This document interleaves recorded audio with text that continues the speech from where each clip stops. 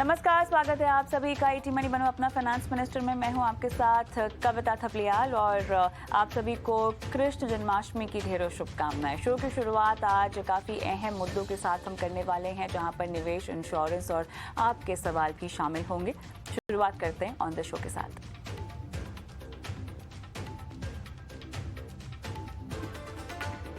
आज लगेगा इंश्योरेंस में मिस सेलिंग की पाठशाला। बताएंगे आपको कैसे बेचे जा रहे हैं गलत तरीके से इंश्योरेंस प्लान। आपने धोखे से खरीदे इंश्योरेंस पॉलिसी का आप क्या करें, हम बताएंगे कैसे और कहां करें शिकायत। ब्याज दरें बढ़ी लेकिन घरों की बिक्री 9 साल की ऊंचाई पर। क्या आपको भी खरीदना है सपनों का आशियाना? कैसे तय करें कि रेंट में रहें या खरीदे घर? आज हम करेंगे आपके ड्रीम हाउस की प्लानिंग। मौजूदा स्थिति में थीमेटिक फंड निवेश करना कितना सही, बताएंगे आपको।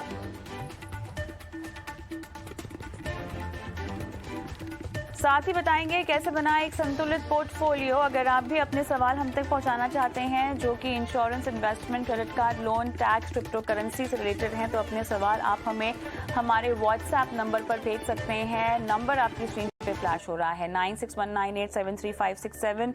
ये वो नंबर है जहां पर हमें इंतजार होता है आपके सवालों का।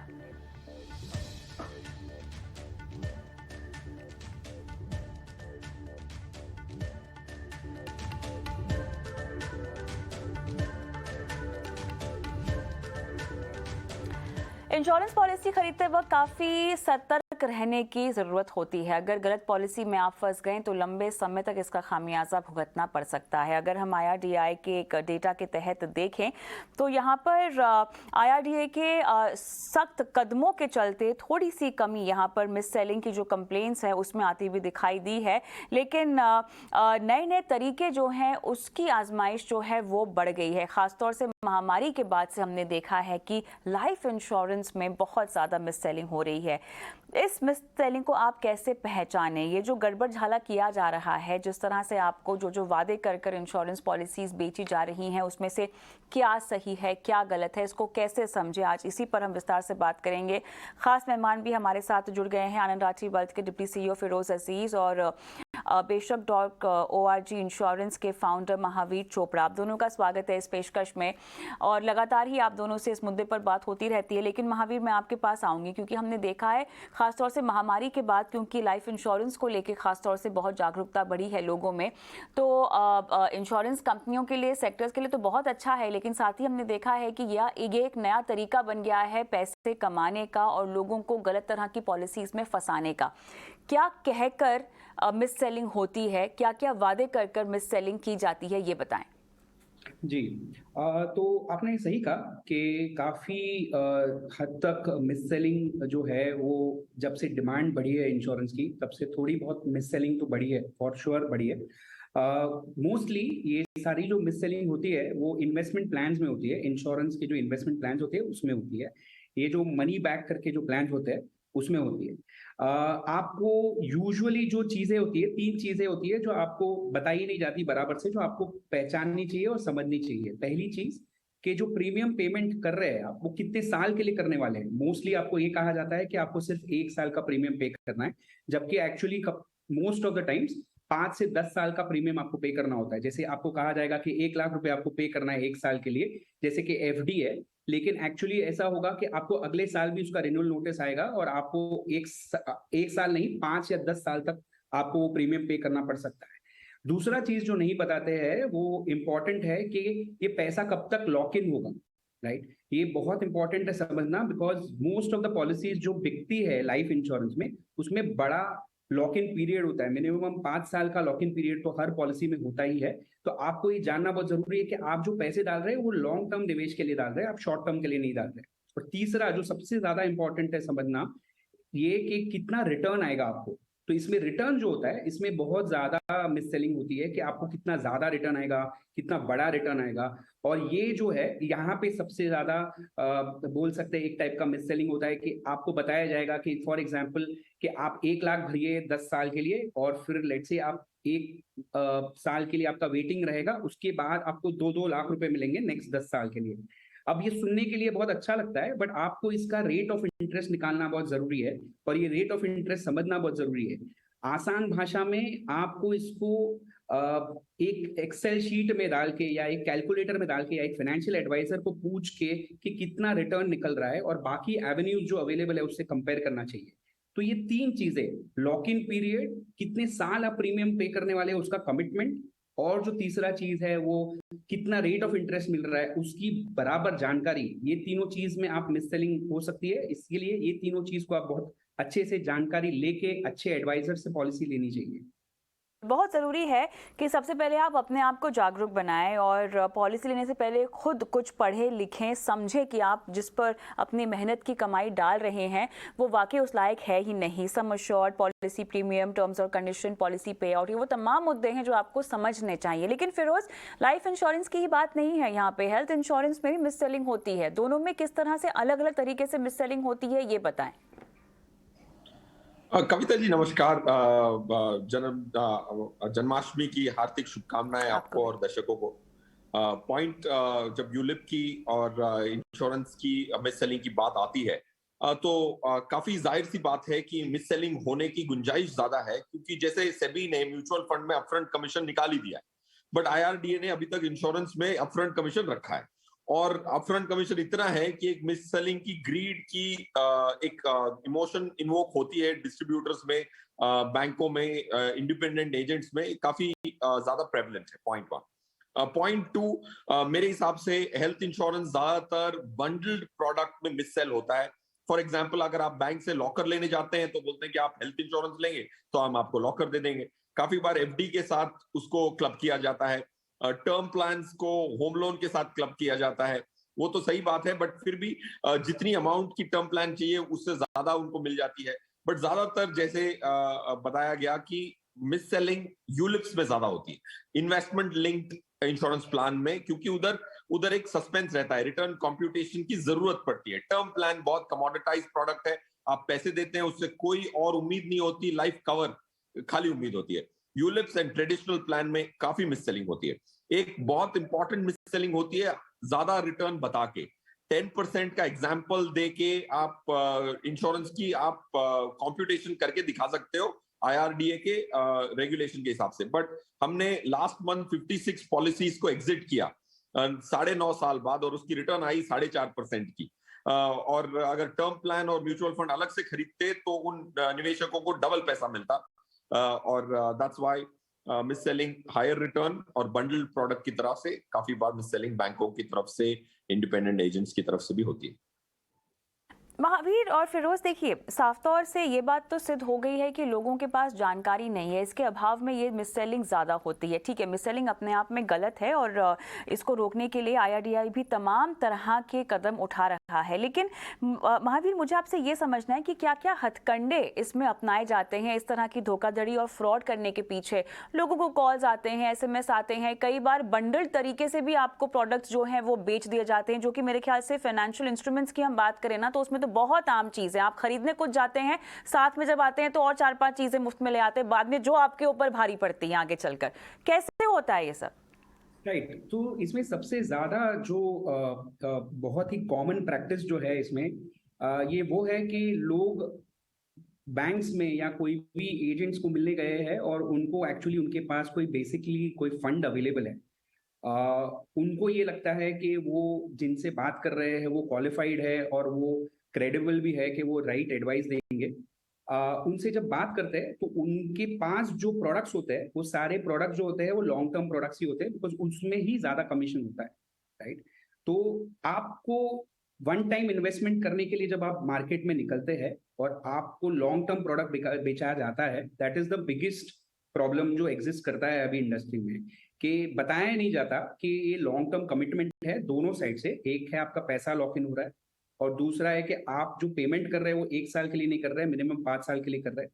ये दो बहुत बड़े हथकंडे हैं जो यूज किए जाते हैं। दूसरा जो किया जाता है वो रिटर्न से रिलेटेड किया जाता है कि आपको बेसिकली बहुत सारे जो प्रोडक्ट्स होते हैं उसमें बोनसेस होते हैं और बहुत सारे जो प्रोडक्ट्स होते हैं जो मार्केट लिंक होते हैं। ये जो दो प्रोडक्ट्स होते हैं इसमें वेरिएबल रिटर्न्स है, क्योंकि ये रिटर्न्स की कोई स्पेसिफिक ये नहीं है, लिमिट नहीं है जो आप बता सकते हैं।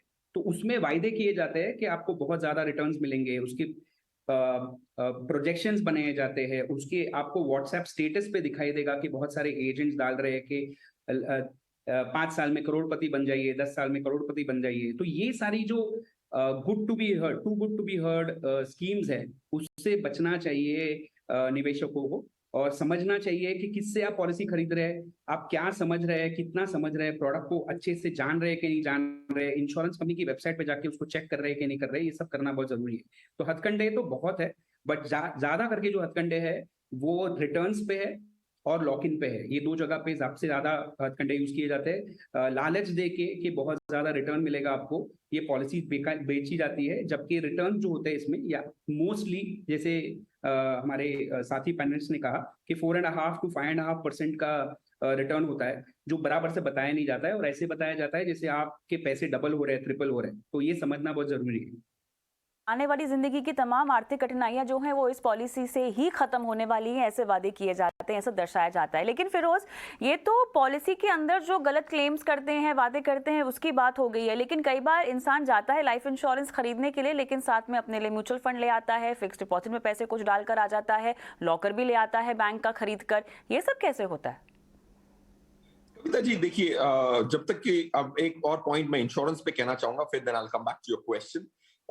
इंश्योरेंस में ये काफी सारे लोगों को शायद पता नहीं हो कि एक फ्री लुक पीरियड होता है।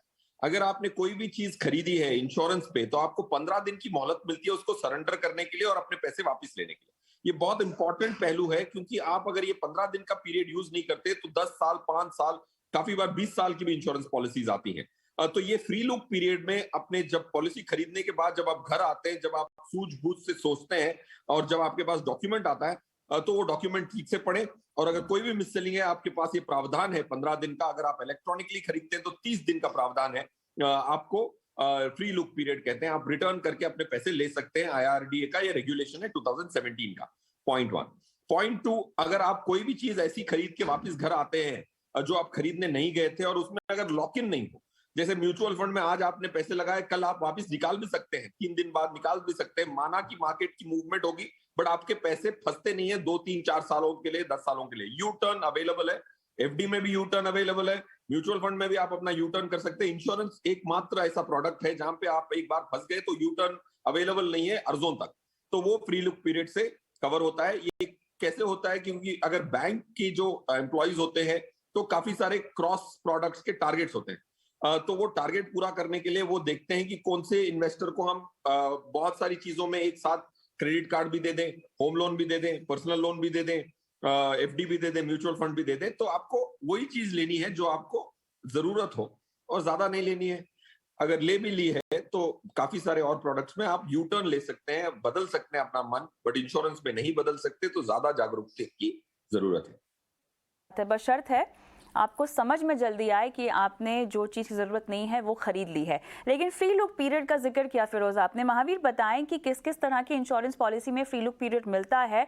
और देखिए, इतनी लिखाई पढ़ाई में ना लोग वाकई में अलसा जाते हैं, ठीक है, सच्ची बात तो ये है महावीर। तो उस फ्री लुक पीरियड में वो पॉलिसी इतने सारे पन्ने पढ़ने में आसानी हो, क्या क्या चीज़ों पर सबसे पहले ध्यान देना चाहिए? राइट। तो जो फ्री लुक पीरियड का सबसे इम्पोर्टेंट चीज जो समझना चाहिए कि फ्री लुक पीरियड शुरू होता है आपके हाथ में पॉलिसी आने के बाद। अगर ईमेल से पॉलिसी आ गई तो वो भी कंसिडर किया जाएगा, बट ये पॉलिसी इशुएंस की डेट कोई भी हो सकती है। आपके हाथ में जब पॉलिसी आती है उसके बाद वो 15 दिन अगर आपने ऑफलाइन पॉलिसी खरीदी है, और 30 दिन अगर आपने ऑनलाइन पॉलिसी खरीदी है, तो वो लागू होता है। आपको बेसिकली अगर आप मोस्ट ऑफ द पॉलिसीज खरीदेंगे तो उसमें एक फर्स्ट पेज होता है जिसमें सारे मेजर कंडीशंस मेंशन्ड होते हैं। अगर आप अच्छे से पढ़ेंगे तो आपको क्लियरली सब कुछ वहां पे लिखा होता है, except for obviously interest rates या कितना आप इनकम कर रहे हैं, वो आपको वहां पे फिक्स्ड एब्सोल्यूट नंबर्स में लिखा होगा, परसेंटेज में नहीं लिखा होगा। तो आपको बेसिकली सबसे ज्यादा जो इंपॉर्टेंट है इसमें चेक करना है कि आप किससे पॉलिसी खरीद रहे हैं। आप ऐसे किसी से खरीद रहे हैं जो आपको लॉन्ग टर्म के लिए एडवाइस दे रहा है, या आप ऐसे किसी से खरीद रहे हैं जो शॉर्ट टर्म में आपको कोई प्रोडक्ट बेच रहा है ताकि उसके कोई टारगेट्स अचीव हो, राइट।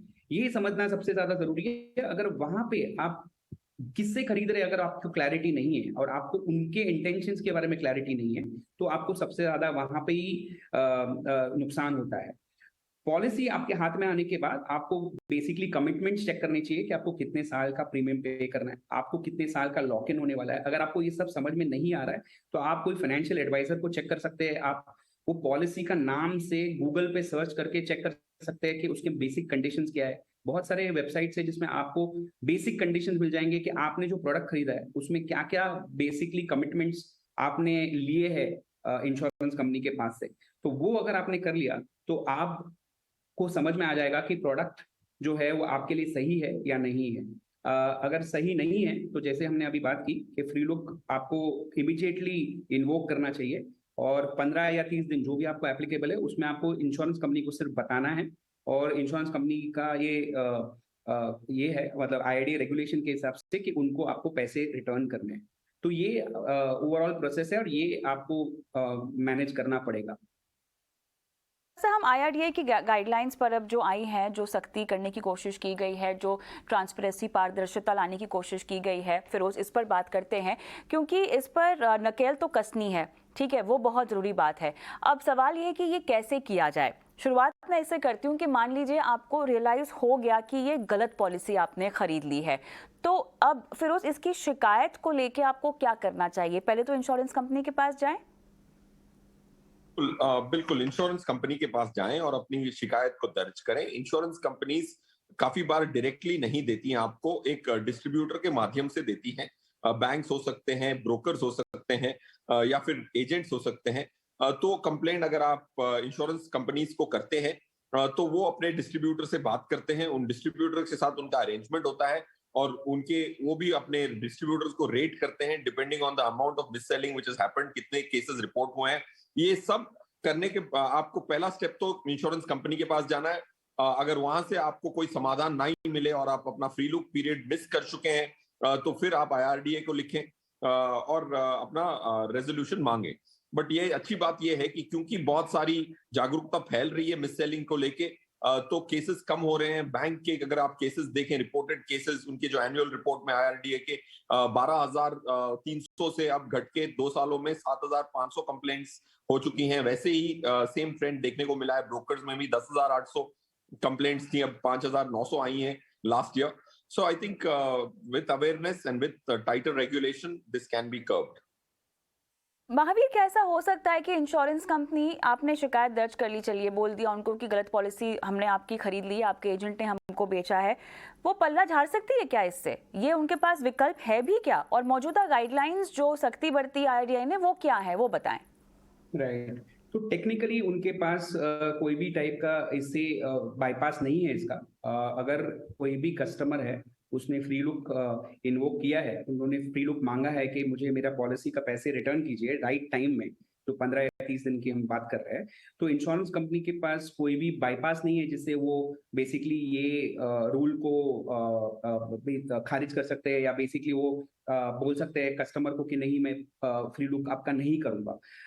बहुत ज्यादा इंपॉर्टेंट है इसमें कि ये फोन कॉल पे ना करे और या फेस टू फेस ना करे, और जितना हो सके तो ये राइटिंग में करे, बिकॉज आप जिस दिन राइटिंग में देंगे उस दिन का डेट रिकॉर्ड होगा। अगर आप फिजिकली लेटर दे रहे हैं तो उस पर जरूर एक्नॉलेजमेंट लीजिए, और अगर आप ईमेल भेज रहे हैं तो उसका प्रॉपर डॉक्यूमेंटेशन रखिए आपके पास कि आपने कौन से डेट पे किया है।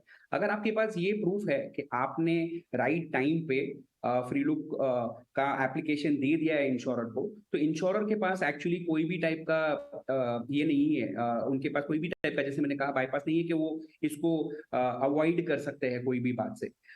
जो अवॉइड करने का तरीका है वो आपको बात करके करने की कोशिश करेगा। जो डिस्ट्रीब्यूटर है, बैंक है या जो भी है, एजेंट है, तो आपको बहुत सारा समझाने की कोशिश करेगा और बहुत कुछ करने की कोशिश करेगा। जो भी करेगा वो उनको बोलिए कि आप ईमेल करिए, आप राइटिंग में दीजिए मुझे आप जो भी आप एक्सप्लेनेशन देना चाहते हैं। और मोस्टली अगर आप क्लियर है कि आपको फ्री लुक लेना है तो कोई भी चीज फेस टू फेस या ऑफ रिकॉर्ड नहीं करना है, आपको सब कुछ रिकॉर्ड पे मेंटेन करके करना है। अगर आपने ये किया तो मोस्टली इंश्योरर्स आपको ये नहीं कर पाएंगे कुछ भी, क्योंकि उनको पता है कि आगे रिड्रेसल्स की मैकेनिज्म्स है। आप आईआईडी के पास जा सकते हैं और आप ऑम्बुड्समैन के पास भी जा सकते हैं, आप काफी कुछ कंप्लेंट्स कर सकते हैं। तो उस पॉइंट ऑफ व्यू से उसमें इशू नहीं आएगा अगर आप रिकॉर्ड पे रखेंगे तो।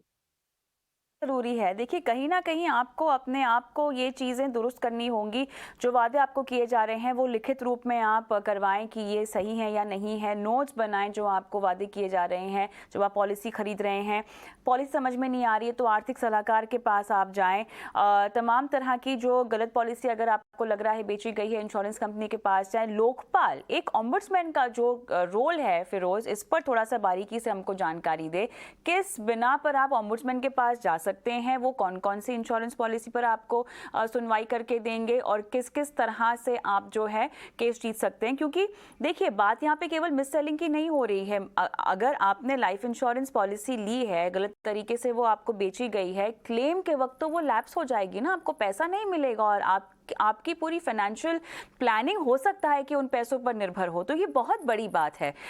ओम्बड्समैन का रोल समझाएं हमें इसी के नाते फिरोज। ओम्बड्समैन एक जगह है। देखिए, फ्री लुक पीरियड की तो महावीर जी ने समझाया ही, तब कोई दिक्कत है नहीं, वो कोई मना नहीं कर सकता, ये आपका अधिकार है। अगर फ्री लुक पीरियड खत्म हो जाता है तो बायर बीवेयर एक इंपॉर्टेंट कॉन्सेप्ट है, क्योंकि अगर आपको फ्री लुक पीरियड भी मिस हो गई, आपने मिस सेलिंग की कंप्लेंट उस दौर में नहीं की, तो आपने एक बहुत बड़ी बस मिस कर दी है।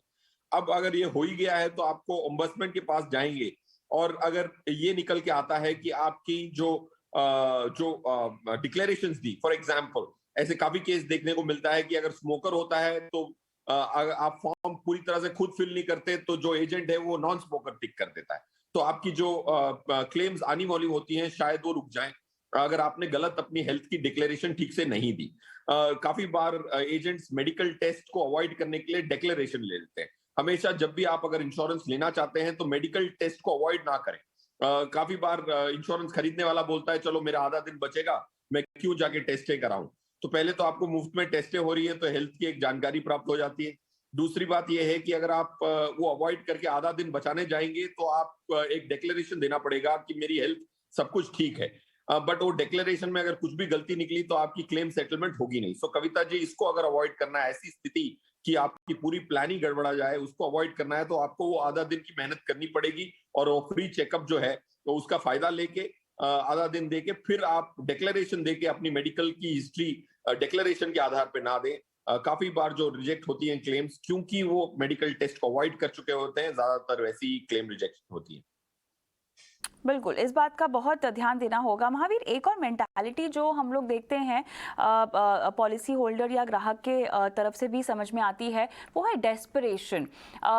हमेशा हमने टॉल क्लेम्स की तो बात कर ली है, गलत दावों की तो बात कर ली है, लेकिन कहीं ना कहीं कहीं आप लोग दोस्तों की और रिश्तेदारों की बातों में भी आ जाते हैं। ठीक है, उनकी सुनी सुनाई बातों पर आप विश्वास कर लेते हैं और ऐसा प्रोडक्ट ले लेते हैं जो शायद उनके लिए सही हो लेकिन आपके लिए सही नहीं हो। क्या इसको भी हम मिस सेलिंग कहेंगे, या यहाँ पर आपकी जो समझ में कमी है ये जिम्मेदार है? तो मिस सेलिंग के जैसे मिस बाइंग ये कॉन्सेप्ट है। बिल्कुल। आपने यहाँ पे खुद से खुली आंखों से गलती की है तो उसको मिस सेलिंग नहीं कहा जाएगा, उसको मिस बाइंग कहा जाएगा। इसीलिए मेरा बहुत जो इम्पोर्टेंट सलाह है जो आपके व्यूअर्स को, वो ये है कि आप किससे पॉलिसी खरीद रहे हैं, वो सबसे ज्यादा इंपॉर्टेंट है।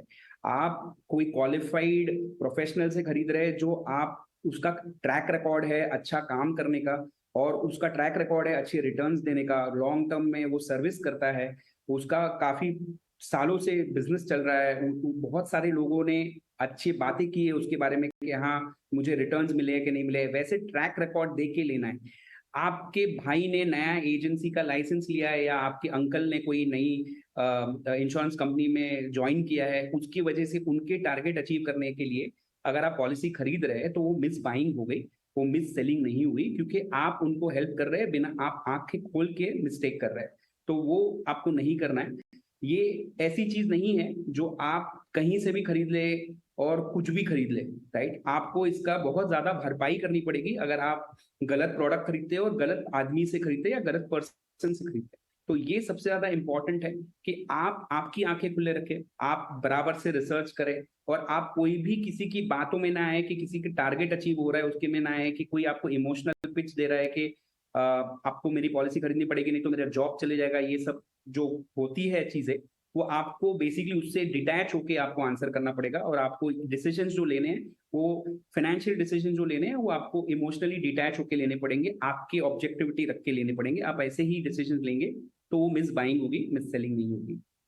से एक और शो हमें करना चाहिए जो कि केवल मिस बाइंग पर रखना पड़ेगा। बहरहाल महावीर, बहुत बहुत धन्यवाद, आपने समय निकाला और इस खास पेशकश में आज शामिल हुए हैं।